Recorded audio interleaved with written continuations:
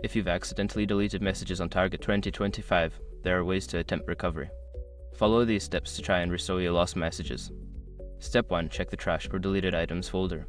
Many messaging platforms have a trash or deleted items folder where deleted messages are temporarily stored. Navigate to this folder and see if your messages are still there. If you find them, you can easily restore them. Step 2. Use backup features. If you have enabled backup features on your device or app, check if there is a recent backup that includes your deleted messages. Restore from this backup to recover your messages. Step 3. Contact customer support. If you cannot find your messages in the trash or through backups, reach out to customer support for assistance. They may have additional recovery options or tools available to help you. Step 4. Use data recovery software. Consider using data recovery software specifically designed for message recovery. Install the software on your device and follow the instructions to scan for and recover deleted messages. Step 5. Regularly backup your messages. To prevent future loss, make it a habit to regularly backup your messages.